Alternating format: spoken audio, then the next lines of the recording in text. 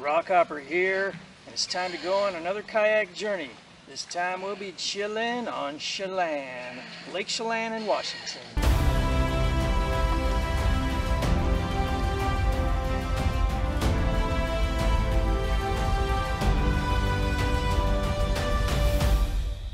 Lake Chelan was created by glaciers that gouged the earth and left behind a 50-mile-long lake that's 1 to 2 miles wide.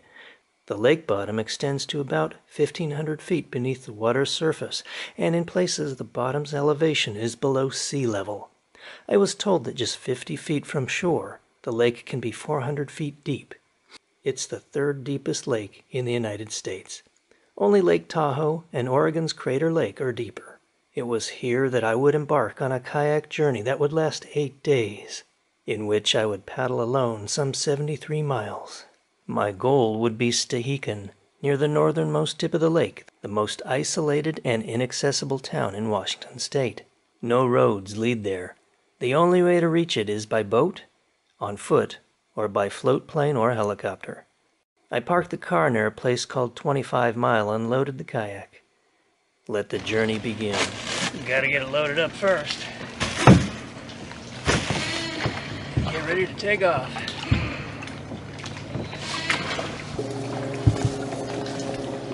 Alright, let's get out on the water.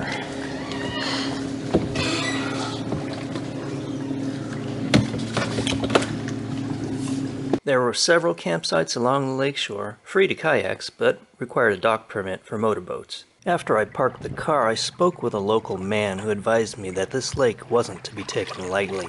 He told me about a young man who had been kayaking just 2 months earlier out there. It's suspected that he drowned. They found the kayak and life jacket, but there was no sign of him. He told me it's unlikely that they'll ever find the body. People die here every year, I was told. I left from near 25 Mile and started paddling north. My understanding of this lake is the farther you go up north along it, the better the scenery becomes. That's where we're heading. A look to the south, and this is a look at the opposite shore. We'll thread on through these boats here, or we can just go underneath the bridge. Low overhang, but we went under the bridge. Let's head out along the western shore here. Nice clear water here in this lake. See all the way down to the bottom there. Looks like we've finally left the houses behind and we're paddling along forested hillsides that are pretty rocky.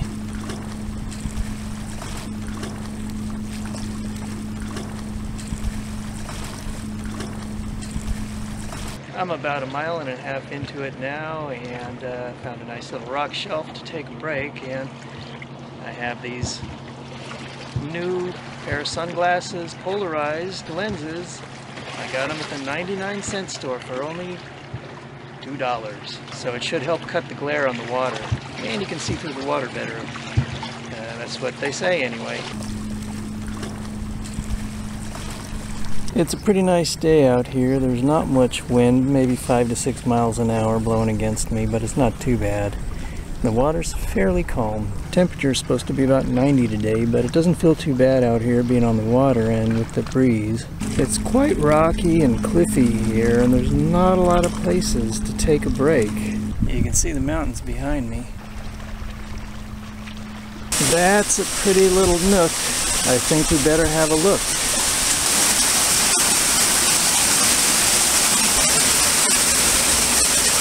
Some big drift logs floating around in this lake. I've seen a lot of ospreys around this area.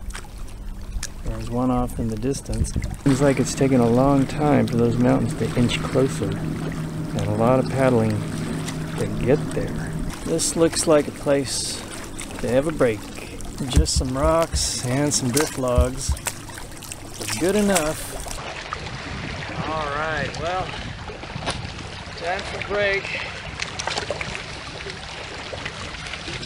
Not much, but it'll do.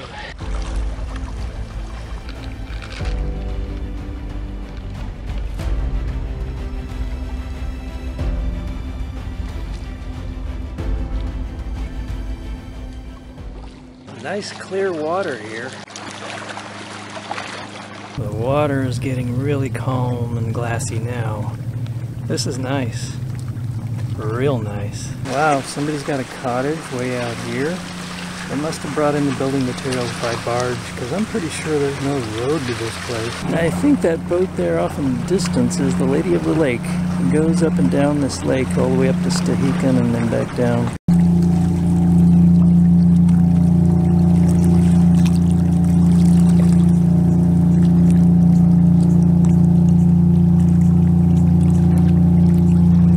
Very pleasant evening. The wind is completely calm and the water is smooth.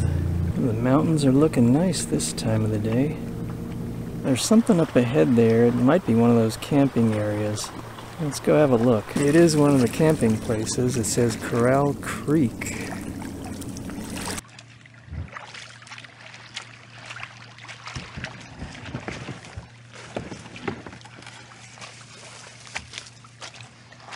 There's our greeter welcoming us.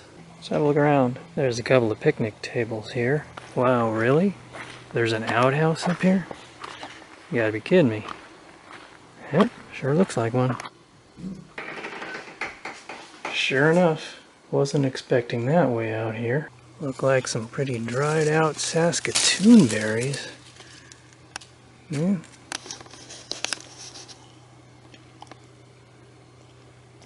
Not terrible. You know what? It's getting kind of late in the day, and I think this is a good place to spend the night. We'll have good company here, like this butterfly, and these chipmunks, and this guy rummaging around in the bushes. I think he's a golden mantle ground squirrel, maybe? I better keep an eye on things, because I'll bet you these rodents wouldn't mind getting into my food bags when I'm not looking. Yeah, I bet you want to get in my food bag, don't you? Most of the boaters seem to have gone home, so it's really peaceful now. This looks like a good spot for a tent.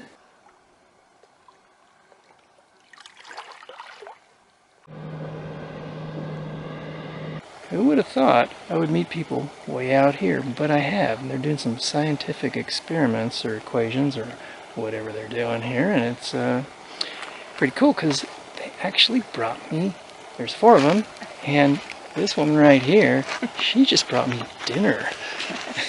Thank you so much. Fresh off the boat. Table for 1 with a view, please. But of course, monsieur. So I showed you the Lady of the Lake earlier, the boat, but here are the ladies of Corral Creek. These are the ladies of the lake right here.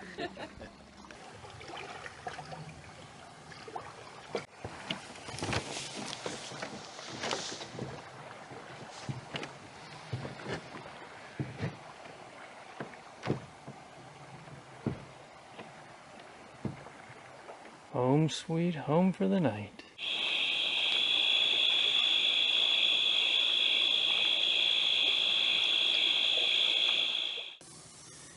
That sun's feeling mighty hot out there.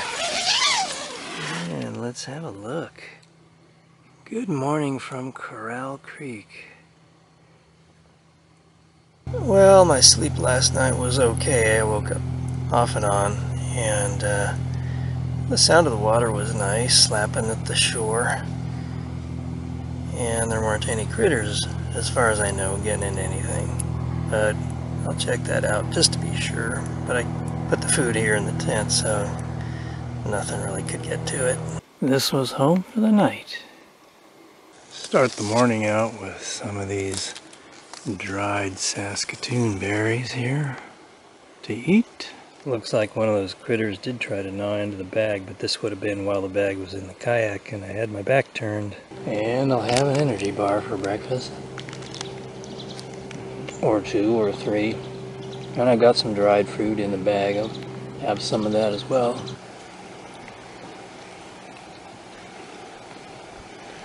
It was sure nice of those women last night to bring me some dinner, because I wouldn't have been able to cook anything. And I wasn't about to pack a 2-burner Coleman stove in a kayak, and I don't have one of those really tiny portable stoves. Yeah, this whole thing about fire bans and everything, no fires in the campgrounds. Yeah, I understand why they do it. Now, I would have been fine with making a fire. I could have I've made probably over 10,000 fires in my lifetime, and I haven't burned anything down, and I'm not planning on starting. But I abided by the rules, and I understand why they do it, because they don't want the forest that looks like this to become this, because some lesser experienced person let a fire get out of hand. Houston, we have a problem, and it's kind of a big deal. Water purifier here, the intake is not working properly. I've tried all kinds of things here. I think the seal is going bad, maybe right in there. And I did make it work for a little bit by putting this part underneath the water and kind of pumping enough to get some pressure in there, and then letting the water come down into the bottle. But that could take a long time to get any water and be a real pain. So I'm just kind of wondering whether to turn back or if I can get this thing to work. Maybe that seal, now that there's some water in there, will expand a bit and be okay. So we'll just have to see. In the meantime, I might as well go for a swim.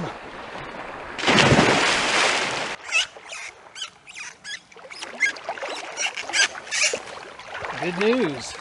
Looks like the pump's starting to work after all. Now that the water purifier is working, we can continue on the journey. It's going to be in the mid-90s today, so we're going to need some sunblock for sure.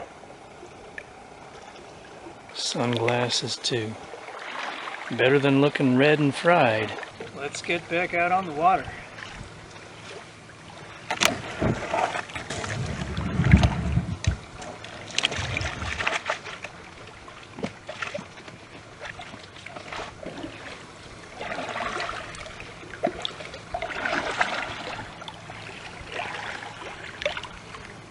About a quarter-mile north of the Corral Creek campground is Corral Creek itself. It started out kind of windy this morning and I got a little worried about it, but now it's really calm and glassy. Hard to get better weather than this. This is just incredibly calm and nice. Beautiful day. I'm loving this. There's a waterfall up there. There goes a float plane. Now that I'm getting farther north up the lake, this place starts to remind me a bit of Canada. Well, we're not really that far from Canada, maybe 70 miles as the crow flies or as the float plane flies. I don't think it gets better than this. This is what perfection on a big lake with a kayak looks like. Don't be fooled, however. 2 days before I set off, there was a fierce 35-mile-an-hour wind blowing, and there were 2-foot-tall waves and whitecaps all across this lake. It's a rocky, cliffy shore with very few places to stop that are level. Yeah, it's a beautiful day. It really doesn't get any better. Being out here, out in the middle of a lake, in a kayak. No wind, glassy smooth water, and there's a certain kind of freedom that goes along with being out in a place like this, in a kayak, just out here on the water, just absorbing the peacefulness and the beauty of nature all around you. It's pretty awesome. Those must be some pretty tall mountains up there. There's still some snowfields. Even this late in the season. Summer's almost over. You can have a nice look at some of these rugged peaks around here. Let's go in underneath those peaks there and see if we can find a spot for a quick break. Got a creek coming down from the mountains. Right in there. Let's see if we can move this driftwood out a bit so we can get on in that little cove. Yeah, that's not wanting to budge. Oh well, we can sneak in there anyway, I think. One nice thing about kayaks is they're small and maneuverable, so you can inch your way on into a lot of tight places.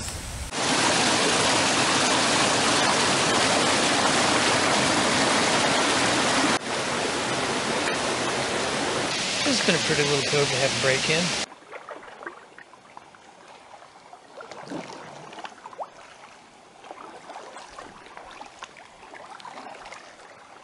Looking back down lake for just a sec, and looking ahead, look at that glassy, smooth water on this glorious day. Wow, it is just completely peaceful out here right now. No motorboats, nobody but me. I got the whole lake right here. There goes a bald eagle off in the distance there. There's that bald eagle up in the top of that dead tree there. You see the bald eagle up there? There's a better shot for you.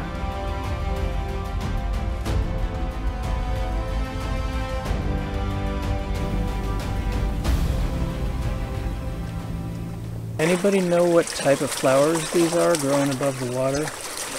Could they be a type of dogwood maybe? Lots of rocks and cliffs here.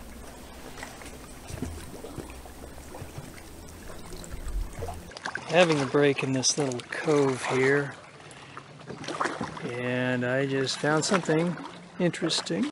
I'm pretty sure that's bear scat, as is this, and as is this.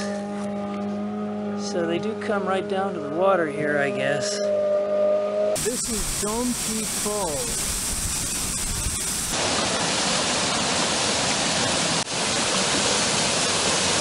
Some rustic looking little cottages out here, way out here. Nice time of the day. Let's go through the branches of the submerged dead tree. I need to find a camp spot. It's getting late. I think that bird out there might be a loon. They have a very distinctive and somewhat haunting call.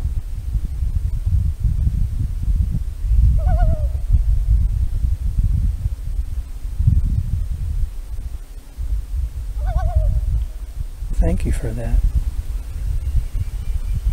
Right on cue. I think I see some potential for campable areas up ahead there.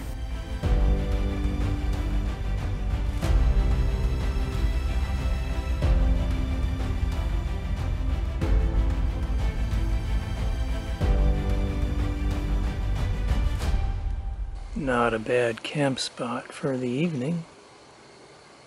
Out on a little point of land. Good view.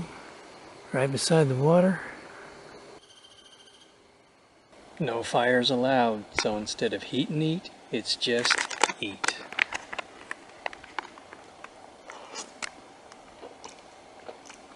Bats out there catching bugs. I wish they'd come over here because I'm getting bit by mosquitoes. Here's a look at the new day. Good morning. It does look like a good morning indeed.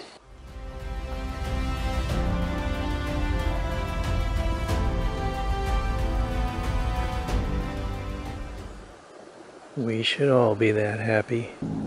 Always on the lookout for food.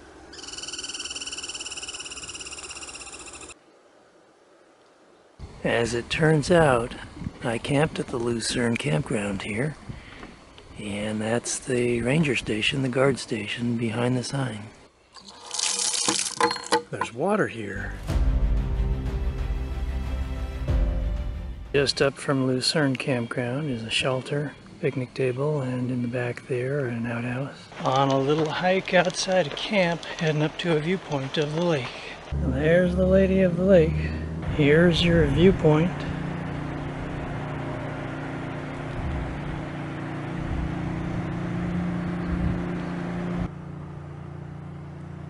Kelly, a woman I'd met, who's stationed at the guard house along with her husband Bob, was telling me that it's not quite as primitive out here as you might think. They do get Wi-Fi, and they do have electricity from a generator, and they do have hot water, and some other amenities. Yeah, turned my back, and the little rodents got me. Went through 2 bags. Well, let's get going, see if we can make Stehekin today.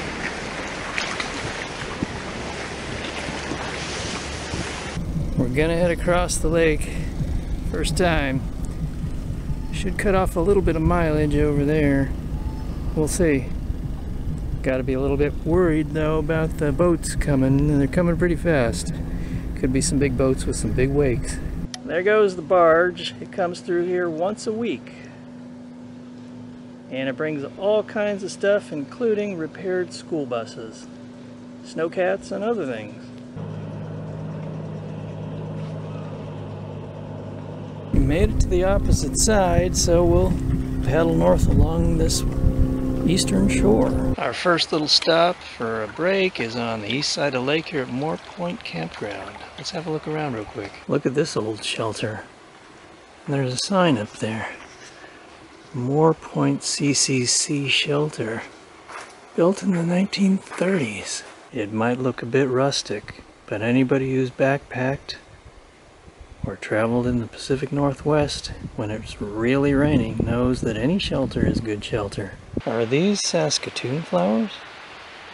Judging by the leaf, it looks like it actually could be. Looks like a tent full of tent caterpillars right here, spinning their big webs. You can see them inside there, inside the webbing. Quite a few of them, all up and down. From here you can take off on some trails. As you can see from the lichen growing all over the sign, it does rain quite a bit here. I just heard some thunder. Could mean rain's coming, or not. You never know up here in the mountains. Well, that was a fun little quick explore and snack break, so let's get back in the water. Another smooth day of paddling. A few drops of rain, but nothing to worry about. Got some winds blowing up lake right now, which is advantageous. Let's have a quick peek at this place. Looks like another little campground. I think this is the Flick Creek Campground. It's similar to the other campgrounds. Got a shelter there, but there are a lot more warnings here about bears. Bears, bears, bears. Don't feed the bears. That should go without saying, but you'd be amazed at how many people might think it's cute to feed a bear. But remember people, a fed bear is a dead bear. So please, don't feed them. And there are a couple of bear-proof food boxes here. This one looks pretty serious, like the bears are really smart here. This is the bear-proof food box, and this one's the take your chances and hope for the best bear box. This is the same type they had at the Lucerne campground. It's just a matter of time before the bears figure this one out. You've got your basic one with the handle that you put your hand underneath and open it up. And then you've got that other one. They must have some mighty smart bears here, you know? Look at that, you gotta go through all that just to open up the box. This is the third bear box. Look at the little sign that's on the side of this outhouse. Fireworks prohibited. Tell that to the guy who's about to sit down who ate way too many jalapeno peppers. I think we're getting pretty close to the north end of the lake. Stehekin should be coming up in maybe a few miles. We'll see. I'm thinking it must be about 90 degrees. So I'm thinking this dock looks like a good place to jump off and go for a swim. The wood at the edge of the dock is right at water level. Perfect.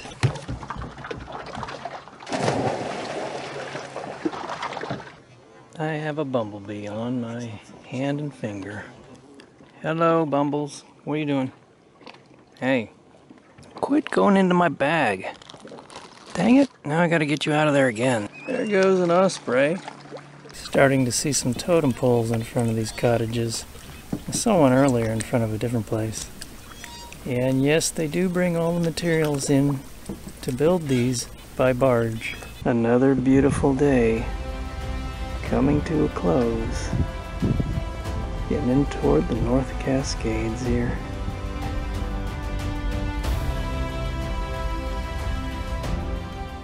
The mountains you saw earlier, well, now you can't see them. There appears to be a fire, a lot of smoke coming in from somewhere nearby. I was just kayaking along the lake, and then I met Roxanne here, she waved me on over, and then I met Bob over here, and they said, hey, come on up, we'll make some mini little pizzas. So I was like, awesome. And we're just sitting here chilling, and the lake is just right there. Nice view, huh? Yum! Lake Chelan mini pizzas. Bob and Roxanne live mainly in Seattle. They pounced on buying this place sight unseen before it was officially listed, as it's difficult to find lakeside property. Roxanne's always had an affinity for this lake, as her grandparents once had a cabin here. They're restoring a 96-year-old lakeside vacation cabin. Pretty cool, huh? As it turns out, Roxanne and I, for a time, lived not far from each other as kids in the San Francisco Bay Area. Add to that, our mothers have the same first name. Bob, a Seattleite, headed east for a time, where he attended and graduated Yale. Good morning. The smoke's cleared a bit, and I camped just above the cabin here on a flat piece of land last night. And this is the view. I think they said those are the Castle Crags. The big peaks. Somewhere close to 9,000 feet up there. Here's the view from the Lou. Life on the lake. The big event today is the barge stopping by to move the swim dock and the floats. This is coming to you live from Canoe Cam. Oh, yeah, let's put an anchor. And now we're moving the floats. And away they go. Job done. I'm hiking along the lakeshore trail, left the kayak behind at Bob and Roxanne's, and just gonna walk on into Stehekin here. It's afternoon, and I was helping Roxanne dig some holes and put some plants in the ground. They're putting some native plants around their property. Below the mountains of the North Cascades, nestled beside Lake Chelan, is the little town of Stehekin. Not really a town so much as just a cluster of residences and places where people can stay, lodging and such. The permanent residents number about 85 to 90 people. This is the very north, or top end anyway, of the lake. We're here in Stehekin.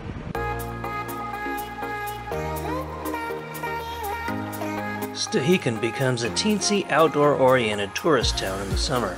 It has a lodge, tiny store, and restaurant. The settlement of Stehekin is one of the most remote and inaccessible places in the lower 48 of the United States. It's probably most notable for being close to the Pacific Crest Trail, where hikers pick up their last mailed package of food for the final 4 or 5 day hike to Trail's End at the Canadian border. Post office in the woods. The Stehekin Hilton. The historic McKellar cabin.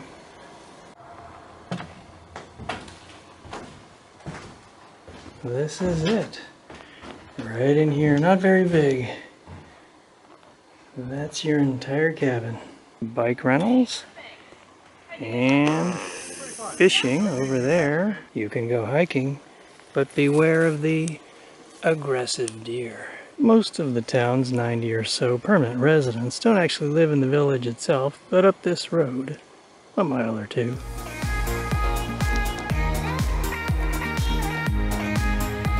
Maybe you'd like some fresh goat cheese and organic vegetables. You can get them both here at Carl's Garden.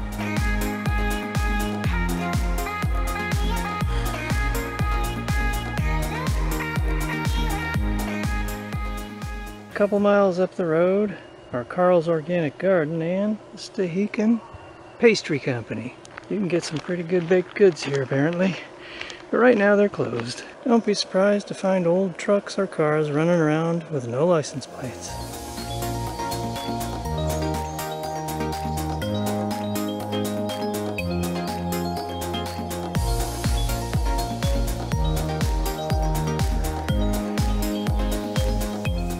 I stayed another night here on my little camp, perched above Roxanne and Bob's place. Sleeping accommodations are a lightweight fleece sleeping bag and a sheet inside. I also have my pillow that I put up top there, on top of the thermarest.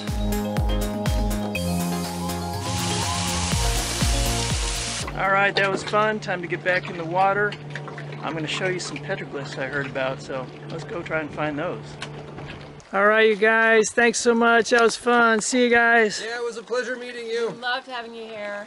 Kayak your way back here anytime. Oh, thanks. Alright.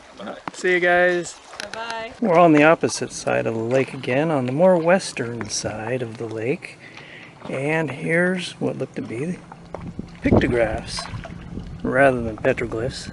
The age of the pictographs haven't been determined, and it's thought that the artist stood upon a glacier to create them there, as the lake was 21 feet lower then, because there was no dam. Across the lake, that's Bob and Roxanne's cabin where I stayed, beneath these really big mountains.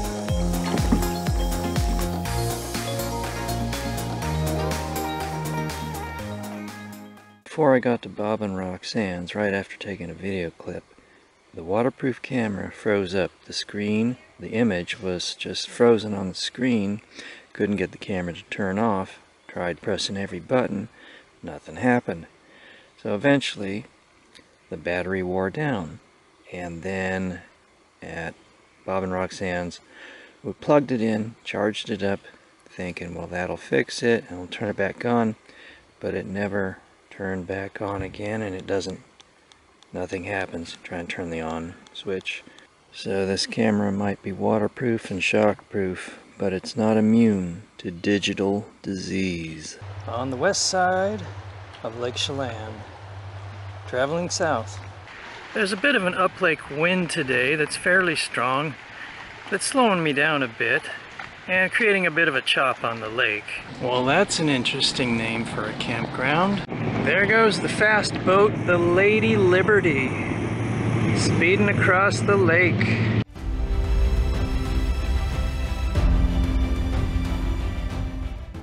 Up here, not far above DOMKE Lake, is where there used to be a cabin. A guy named Sid lived, but the cabin burned down in a fire in 2015. This is all that's really left of it. In a sense, Sid is the last of the mountain men. A pioneer sort of guy who lives up here. He still lives up here in a tent. That's Sid's residence there. He lives up here for most of the year, if not all of the year. Looks like the first sign of fall right here. Seems like the smoke is really thickened up. This is DOMKE Lake. About a 3-mile hike up from Lucerne Campground. This guy's chilling. There's a bear track on the DOMKE Lake Trail. It's as big as my hand. So it's my last night, possibly, or next to last night out on the water on my kayak journey here on Lake Chelan, and I met these people, and they've invited me to have dinner and beer with them. They're pretty awesome. They're from Wenatchee, Clay, Pelham, and Stevens Pass. Right, this is Paul, and he's the mad chef cooking up something really good. This is Kurt, and he's throwing on some carne asada. That's the best part about the weekend. Look at that. There we go. Carne asada, yum yum. Are you ready to rumble? This is the tortilla challenge. But I did in fact have more important things. Tonight's matchup is Paul the Punisher versus Alice the Smackdown Assassin. The idea here is that each person fills their mouth with water and they take turns smacking each other's faces with tortillas, and the one who keeps the water in their mouth wins. Yeah, first one. Did you hit? No, it's not like that's not. Yeah. There you go. I think you need flour tortillas. What the heck? Oh,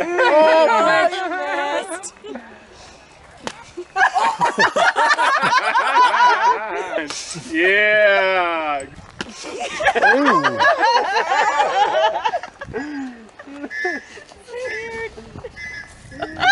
Oh, it came out. She lost it to laughter. The next day I headed out from Lucerne Campground, paddling toward my starting point near 25 Mile. By day's end I was at Big Creek, an abandoned campground that still had a couple picnic tables and the remains of a deteriorating dock. I was still having issues with my water purifier not working properly, but a kind boater supplied me with some bottled water. With the ongoing fire ban, it was back to heat and eat meals without the heat. When I first shoved off to start the trip, the buckle on my dry bag broke. I wondered if it was setting the tone for the rest of the trip. Then the water purifier had problems. Then the waterproof camera died. And now at Big Creek, the kayak was swamped by water, as the wind had changed direction in the middle of the night and kicked up waves that battered the kayak that was getting beaten and abraded against the rocky shore. The items I'd left overnight in the kayak, water bottle, paddling gloves, water shoes, and bailing cup, were lost to the lake. I searched for them, but to no avail, but did manage to retrieve the life jacket and cooking pot. During the night, the wind shifted from a calm up-lake wind to a forceful down-lake wind. The lake looked like an ocean with small swells winking whitecaps. It was a reminder of the power of wind and water, and the unpredictable nature of, well, nature. I'd been warned of how quickly conditions can change out here, and the strange chop on this lake when the wind kicked up. I was a bit nervous and concerned as I set out into the choppy water and increasing wind. For a while I wondered if I should have stayed put, but eventually got into the flow of it, always paying strict attention to the swells that could inundate my kayak if I wasn't careful. I made it back to just north of 25 Mile, where I'd parked the car, without incident. The kayak had minor damage in various places from being pummeled against the rocks during the night. The things I'd lost weren't of high value. Out here it puts things into perspective. What's important, what's valuable. There were things of much greater value out here that could be lost, like the 18-year-old kayaker who disappeared 2 months earlier and was never seen again. In total, I'd spent 8 days along the lake and celebrated the end of the journey with one final jump in the lake. I went to a place I'd never been, doing something that I may never do again. But isn't that what life's about? Discovering new places, breaking away from the comfort zone and putting yourself a little on the edge and creating memorable experiences. And while on that edge, taking enough chances to feel alive, yet maintaining a mastery of calculated risk and not pushing it too far as to end up dead. Living not as a spectator watching life float past, but as a participant engaged fully, with all senses attuned and aware, and focused on the present moment. I hope you enjoyed coming along on a kayak journey with me up Lake Chelan. Don't forget to give me a like on the video, share, and subscribe. Until next time, this is Rockhopper. I'll see ya.